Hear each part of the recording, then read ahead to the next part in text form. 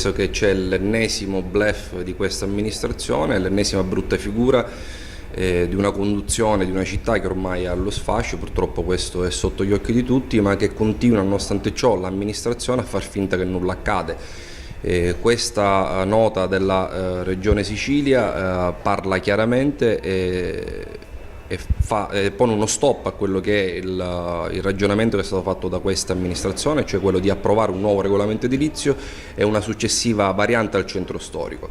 La Regione dice chiaramente che non è possibile approvare un nuovo regolamento edilizio, ma deve essere prima approvato il nuovo piano regolatore. L'avevamo detto in aula, abbiamo detto chiaramente che senza piano regolatore non si può attuare un nuovo regolamento edilizio, l'amministrazione a testa bassa è andata avanti e oggi arriva lo stop da parte della Regione.